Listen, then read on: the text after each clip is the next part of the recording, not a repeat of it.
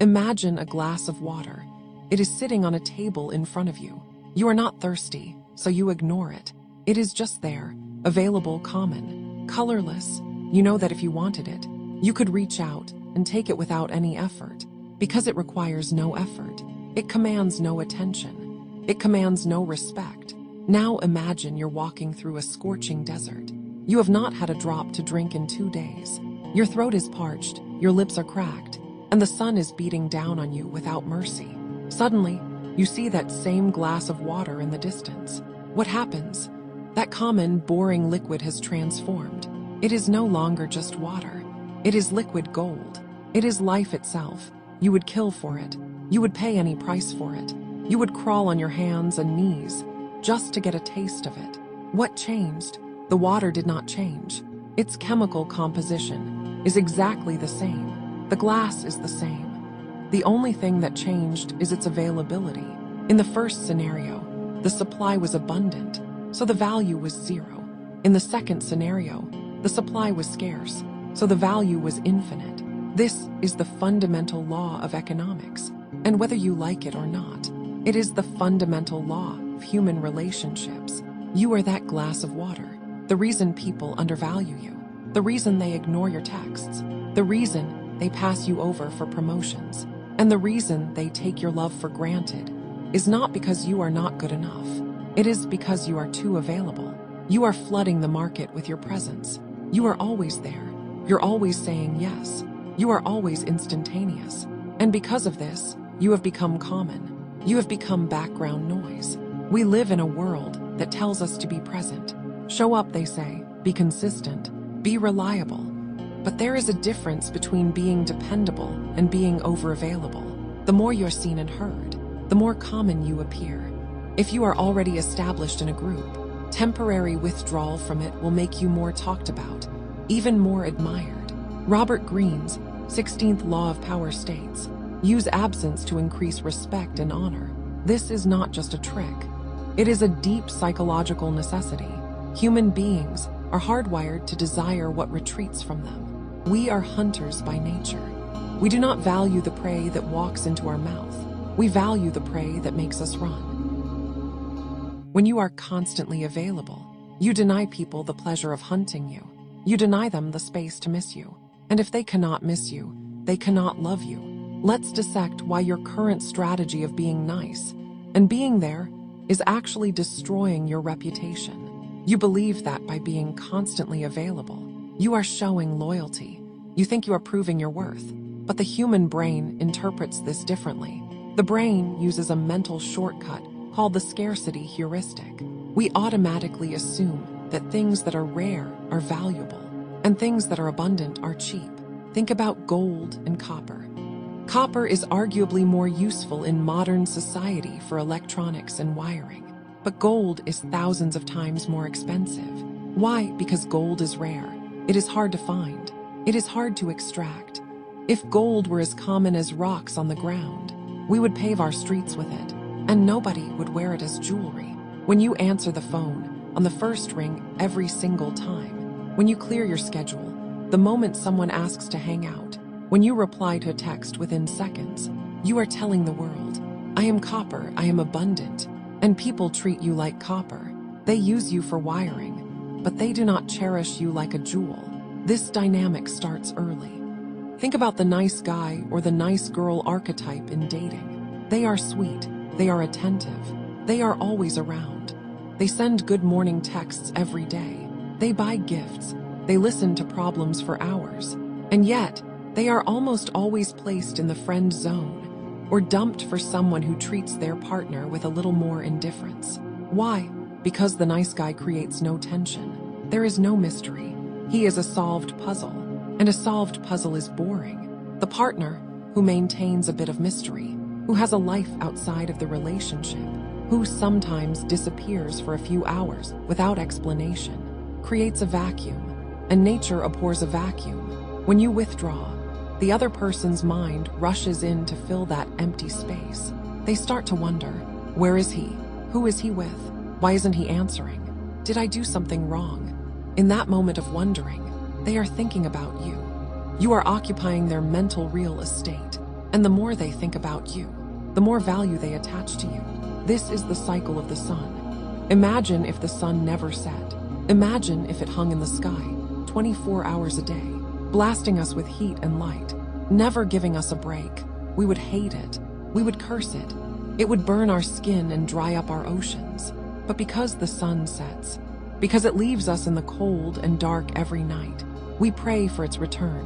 We celebrate the sunrise. We worship the light because we know the darkness. You must become like the sun. You must learn to set. You must learn to leave people in the cold for a little while so they can learn to appreciate your warmth. But you are afraid. You are afraid that if you leave, they will forget you. You are afraid that if you don't answer that text immediately, they will find someone else. You are afraid that if you say no to your boss, he will fire you. This fear is the shackle that keeps you a slave. This fear is based on a lie. The truth is, people do not forget what they cannot have. They obsess over it. Look at the world of celebrity. The stars who are constantly on social media, posting what they ate for breakfast, arguing in the comments, doing every interview. They burn out. We get sick of them. They become annoying. But the stars who vanish, the ones who do a movie and then disappear for 2 years, the ones who have no Instagram, no Twitter, they are legends. When they finally speak, the world stops to listen. Their words have weight because they are not wasted. Leonardo da Vinci was known for this. He would accept a commission, start working on it, and then disappear. He would leave the city. He would work on other projects. The patrons, kings, and dukes would go crazy. They would beg him to return.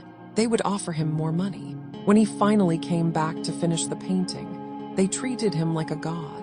If he had stayed and painted every day like a dutiful worker, he would have been treated like a servant. You must apply this to your workplace. If you are the employee who is always available, who answers emails at midnight, who takes on every extra task without complaint, you are not being a team player. You are being a doormat. Your boss subconsciously respects you less. He assumes your time has no value because you give it away so freely. When promotion time comes, they will look at you and think, he's great where he is. He's reliable. We need him in this role. They won't promote you because they don't fear losing you. They know you're not going anywhere. But the employee who has boundaries, the one who leaves at 5 p.m. sharp because he has other commitments, the one who sometimes says, I can't do that right now. My schedule is full. That employee projects value. He projects options. The boss looks at him and thinks, this guy is in demand. If we don't treat him well, he might leave. Fear of loss is a much more powerful motivator than the desire for gain. You must make people fear losing your attention. You must make them fear losing your time. But let us go deeper into the psychology of this. Why does availability breed contempt? It comes down to imagination. When you are always present, people see your reality. They see your flaws. They see your bad habits. They see you when you are tired, when you are cranky, when you are boring. Familiarity breeds contempt because familiarity reveals the ordinary. When you are absent, however, you live in their imagination, and the human imagination is a powerful artist. When you are not there, people tend to idealize you. They remember your best qualities and conveniently forget your worst ones. They paint a picture of you that is far more interesting than the reality. By staying away, you allow this fantasy to grow. You allow yourself to become a myth. The more you're seen and heard, the more common you appear. But the more you are absent, the more people wonder about you. Now, this does not mean you should become cruel or abusive. It does not mean you should play games just for the sake of control. It means you should understand that presence has value only when it is not endless. You must learn when to leave. You must create value through scarcity. The first rule is, leave on a high note. Most people leave when things get bad. They leave an argument when they are angry. They leave a party when it gets boring. They leave a relationship when it is dead. This is weak.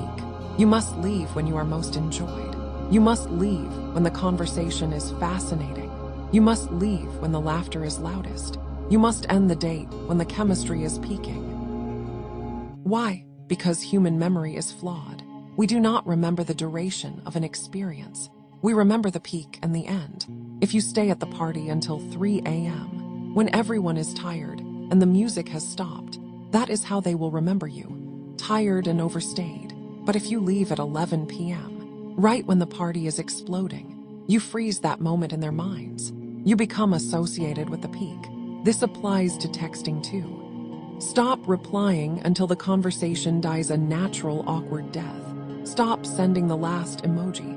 End the conversation when it is interesting. I have to run. Talk later. Boom. Gone. You leave them staring at the screen, wishing they could say one more thing. The second rule is, do not explain. When you withdraw, do not over-justify yourself. Do not give a detailed report of where you were, why you were absent, or what happened. Let them wonder. The human mind hates uncertainty. It will try to fill in the blanks, and usually, the story they invent in their head is far more impressive than the reality. If someone asks, "Where have you been?" do not give a detailed report. Smile and say, "Oh, just busy with life." That is it. Vague, mysterious, confident. The third rule is, interrupt the pattern. People undervalue you because you are predictable. They know exactly when you will call. They know exactly what you will say. You are a sitcom rerun. If you are the one who always texts first in the morning, stop. If you are the one who always organizes the Friday night plans, stop. If you are the one who always fixes the problems at work, step back. Let the silence do the heavy lifting. This sudden change in behavior creates a crisis of value. People will think, "Wait, I thought he would always be here. What happened?" That shock forces them to reevaluate your worth. When they reach out, do not go back to your old ways immediately. If you return to being a doormat, the moment they snap their fingers, you have taught them nothing. When you return, you must be different. You must be cooler. You must be slower. You must show them that the terms of the relationship have changed. This brings us to the concept of economic scarcity. In economics, when the supply of a product drops, the price goes up. You must lower the supply of you. Look at your phone. It is a leash. It is a device that allows other people to interrupt your life whenever they want. They send a notification, and you obey like a trained dog. Turn off your notifications. Check your messages on your schedule, not theirs. Maybe you check at 12 p.m. and 6 p.m. That is it. If someone texts you at 12:05 p.m., they wait until 6 p.m. If it is an emergency, they will call. If they are texting, it is not an emergency. It is boredom. By delaying your response, you send a powerful message. My time is occupied. I am not sitting here waiting for you. Now let's address the fear. What if they leave? What if you pull back, stop initiating, and the relationship dissolves? Then congratulations. You have just saved yourself years of wasted time. You have discovered that the relationship was a one-way street. You were the engine, the fuel, and the driver. They were just a passenger. Strategic withdrawal is the ultimate filter. It clears the dead wood from your forest. Those who stay, those who double their effort to reach you, those who start to treat you with more consideration, these are the ones worth keeping. You have renegotiated the contract. You have established that you are a prize to be won, not a free sample to be taken. But be warned, absence is a drug. Used correctly, it creates desire and respect. Used too much, it creates resentment and apathy. If you disappear for too long, people will eventually move on. They will find a new source of water. They will forget you. The law of absence works in a cycle. Presence, then absence. Engagement, then withdrawal. Think of it like music. Music is not just sound. It is the space between the sounds that gives it rhythm. You must become the rhythm. Give them your warmth. Be charismatic. Be helpful. Be loving. And then pull back. Go to your sanctuary. Focus on your mission. Let them feel the cold. Then return. Bring the sun back. Finally, you must internalize the mindset of the sovereign. A king does not beg his subjects for attention. A king does not worry if the courtiers like him. He is occupied with the affairs of the state. He has a purpose higher than social validation. When you build a life that you are genuinely obsessed with, when you are building your body, your bank account, your mind, your legacy, you won't have to pretend to be unavailable. You will be unavailable. That is the ultimate level. When you are so focused on your own path that you genuinely forget to check your phone. When you are so engrossed in your work that you genuinely don't care if they invited you to the party. That authentic scarcity is magnetic. People can smell it. They know you're not faking it. They know you're going places, and they will run to catch up with you. So, here is your mission for the next week. Pick one person or one group that you feel is undervaluing you. Execute strategic withdrawal. Stop initiating. Stop validating. Stop being the first to speak. Retreat into the shadows. Watch them. Observe their reaction. Do not break. Do not give in to the anxiety. Let the silence do the heavy lifting. You will see the dynamic shift. You will see the power return to your hands. You will see their eyes searching for you in the room. And when you finally decide to grace them with your presence again, do it on your terms. You are not a backup plan. You are not a convenience. You are the event. And events are not open 24/7. Events are limited time only. Scarcity creates value. Absence creates desire. Be the ghost they hunt. Be the star they watch. Be the gold they dig for. Make yourself scarce. And watch your value rise.